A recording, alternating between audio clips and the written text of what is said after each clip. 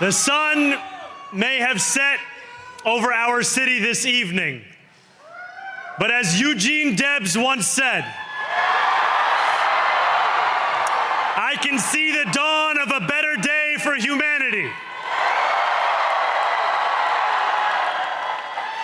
For as long as we can remember, the working people of New York have been told by the wealthy and the well-connected that power does not belong in their hands. Fingers bruised from lifting boxes on the warehouse floor, palms calloused from delivery bike handlebars, knuckles scarred with kitchen burns. These are not hands that have been allowed to hold power. And yet, over the last 12 months, you have dared to reach for something greater. Tonight, against all odds, we have grasped it. The future is in our hands. My friends, we have toppled a political dynasty.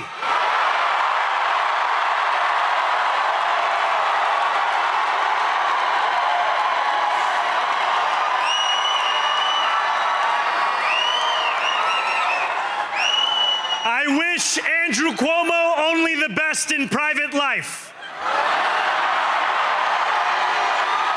But let tonight be the final time I utter his name as we turn the page on a politics that abandons the many and answers only to the few.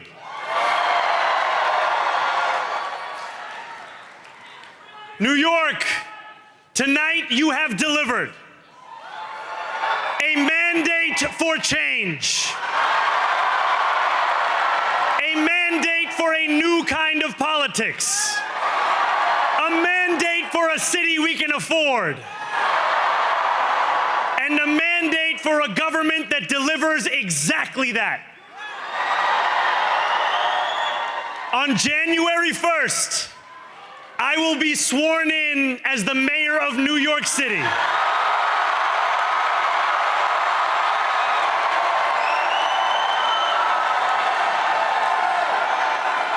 And that is because of you. So before I say anything else, I must say this. Thank you. Thank you to the next generation of New Yorkers who refused to accept that the promise of a better future was a relic of the past. You showed that when politics speaks to you without condescension, we can usher in a new era of leadership. We will fight for you because we are you.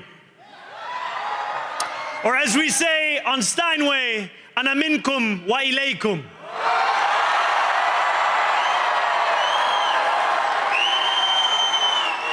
Thank you to those so often forgotten by the politics of our city who made this movement their own. I speak of Yemeni bodega owners and Mexican abuelas, Senegalese taxi drivers and Uzbek nurses, Trinidadian line cooks and Ethiopian aunties. Yes, aunties. To every New Yorker in Kensington and Midwood and Hunts Point, know this. This city is your city, and this democracy is yours too. This campaign is about people like Wesley, an $11.99 organizer I met outside of Elmhurst Hospital on Thursday night. A New Yorker who lives elsewhere, who commutes 2 hours each way from Pennsylvania because rent is too expensive in this city. It's about people like the woman I met on the BX-33 years ago, who said to me, I used to love New York, but now it's just where I live. And it's about people like Richard, the taxi driver I went on a 15-day hunger strike with outside of City Hall, who still has to drive his cab 7 days a week. My brother, we are in City Hall now.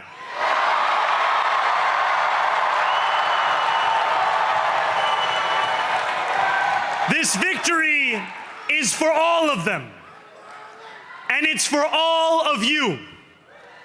The more than 100,000 volunteers who built this campaign into an unstoppable force. Because of you, we will make this city one that working people can love and live in again. With every door knocked, every petition signature earned, and every hard-earned conversation, you eroded the cynicism that has come to define our politics. Now, I know that I have asked for much from you over this last year. Time and again, you have answered my calls. But I have one final request. New York City, breathe this moment in. We have held our breath for longer than we know. We have held it in anticipation of defeat. Held it because the air has been knocked out of our lungs too many times to count. Held it because we cannot afford to exhale. Thanks to all of those who sacrificed so much, we are breathing in the air of a city that has been reborn.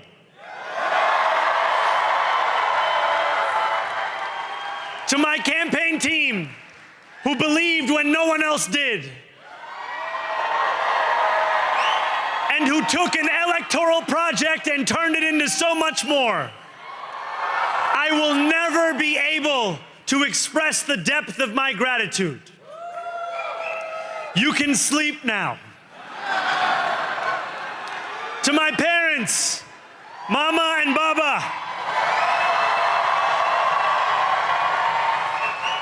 you have made me into the man I am today. I am so proud to be your son. And to my incredible wife, Rama,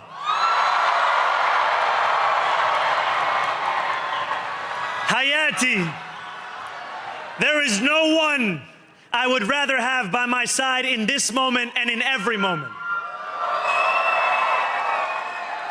To every New Yorker, whether you voted for me, for one of my opponents, or felt too disappointed by politics to vote at all, thank you for the opportunity to prove myself worthy of your trust. I will wake each morning with a singular purpose: to make this city better for you than it was the day before. There are many who thought this day would never come, who feared that we would be condemned only to a future of less, with every election consigning us simply to more of the same. And there are others who see politics today as too cruel for the flame of hope to still burn. New York, we have answered those fears. Tonight we have spoken in a clear voice. Hope is alive. Hope is a decision that tens of thousands of New Yorkers made day after day, volunteer shift after volunteer shift, despite attack ad after attack ad. More than 1 million of us stood in our churches, in gymnasiums, in community centers, as we filled in the ledger of democracy. And while we cast our ballots alone, we chose hope together. Hope over tyranny. Hope over big money and small ideas. Hope over despair. We won because New Yorkers allowed themselves to hope that the impossible could be made possible. And we won because we insisted that no longer would politics be something that is done to us. Now it is something that we do.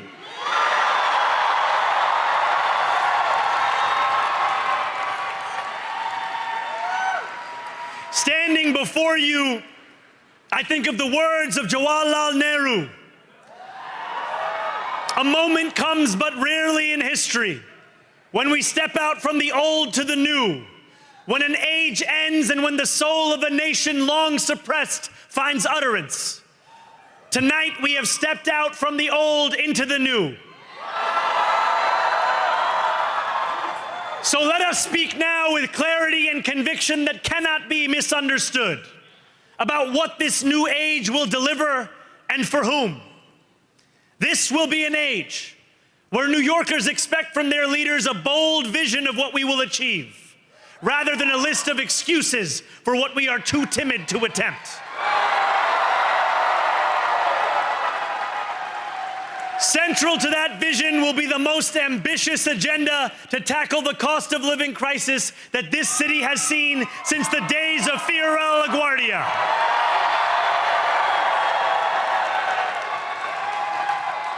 An agenda that will freeze the rents for more than 2 million rent-stabilized tenants. Make buses fast and free.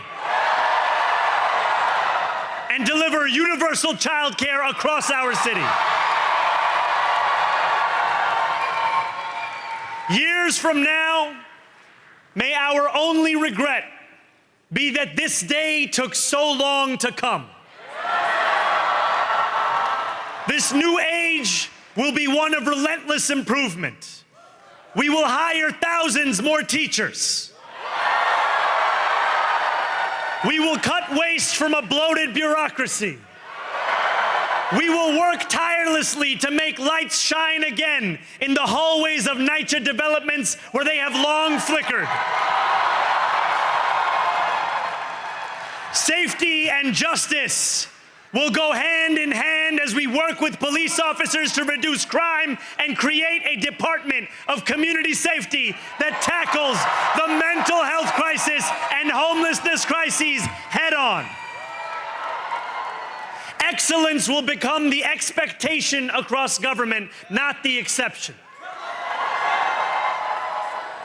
In this new age we make for ourselves, we will refuse to allow those who traffic in division and hate to pit us against one another. In this moment of political darkness, New York will be the light. Here, we believe in standing up for those we love. Whether you are an immigrant, a member of the trans community, one of the many black women that Donald Trump has fired from a federal job, a single mom still waiting for the cost of groceries to go down, or anyone else with their back against the wall, your struggle is ours too. And we will build a city hall that stands steadfast alongside Jewish New Yorkers and does not waver in the fight against the scourge of anti-Semitism. Where the more than 1 million Muslims know that they belong. Not just in the 5 boroughs of this city, but in the halls of power. No more will New York be a city where you can traffic in Islamophobia and win an election.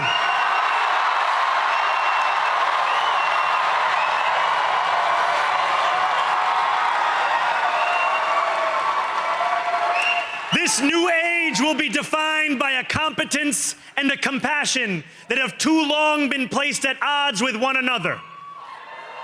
We will prove that there is no problem too large for government to solve and no concern too small for it to care about. For years, those in City Hall have only helped those who can help them. But on January 1st, we will usher in a city government that helps everyone. Now, I know that many have heard our message only through the prism of misinformation. Tens of millions of dollars have been spent to redefine reality and to convince our neighbors that this new age is something that should frighten them. As has so often occurred, the billionaire class has sought to convince those making $30 an hour that their enemies are those earning $20 an hour.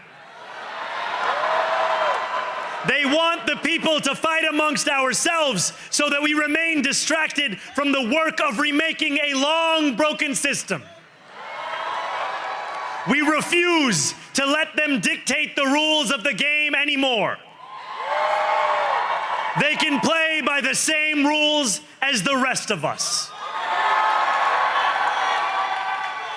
Together, we will usher in a generation of change.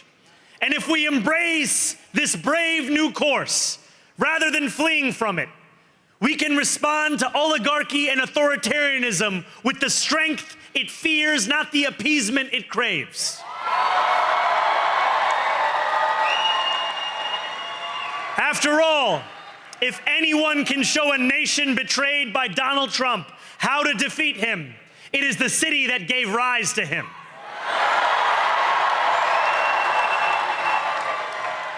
And if there is any way to terrify a despot, it is by dismantling the very conditions that allowed him to accumulate power. This is not only how we stop Trump, it's how we stop the next one. So Donald Trump, since I know you're watching, I have 4 words for you.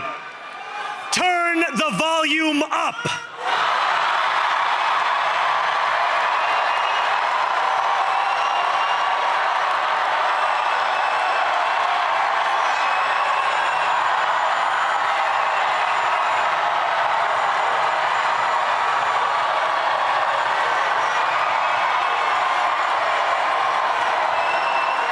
We will hold bad landlords to account, because the Donald Trumps of our city have grown far too comfortable taking advantage of their tenants. We will put an end to the culture of corruption that has allowed billionaires like Trump to evade taxation and exploit tax breaks. We will stand alongside unions and expand labor protections, because we know, just as Donald Trump does, that when working people have ironclad rights, the bosses who seek to extort them become very small indeed. New York will remain a city of immigrants, a city built by immigrants, powered by immigrants, and as of tonight, led by an immigrant.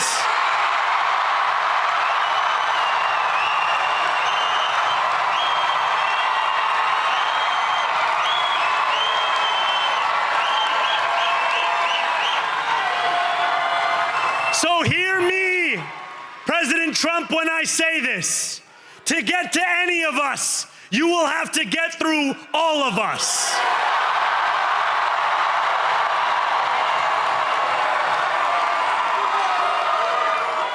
When we enter City Hall in 58 days, expectations will be high. We will meet them. A great New Yorker once said that while you campaign in poetry, you govern in prose. If that must be true, let the prose we write still rhyme, and let us build a shining city for all. And we must chart a new path, as bold as the one we have already traveled. After all, the conventional wisdom would tell you that I am far from the perfect candidate. I am young, despite my best efforts to grow older. I am Muslim.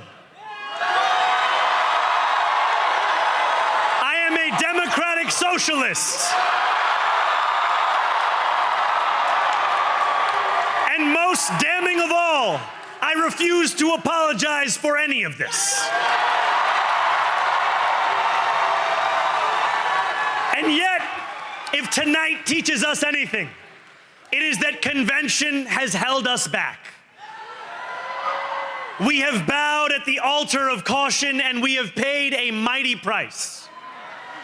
Too many working people cannot recognize themselves in our party. And too many among us have turned to the right for answers to why they've been left behind. We will leave mediocrity in our past. No longer will we have to open a history book for proof that Democrats can dare to be great. Our greatness will be anything but abstract. It will be felt by every rent-stabilized tenant who wakes up on the first of every month, knowing the amount they're going to pay hasn't soared since the month before. It will be felt by each grandparent who can afford to stay in the home they have worked for, and whose grandchildren live nearby because the cost of childcare didn't send them to Long Island. It will be felt by the single mother who is safe on her commute and whose bus runs fast enough that she doesn't have to rush school drop-off to make it to work on time. And it will be felt when New Yorkers open their newspapers in the morning and read headlines of success, not scandal. Most of all, it will be felt by each New Yorker when the city they love finally loves them back. Together, New York, we're going to freeze the... Together, New York, we're going to make buses fast and... Together, New York, we're going to deliver universal... Let the words we've spoken together, the dreams we've dreamt together, become the agenda we deliver together.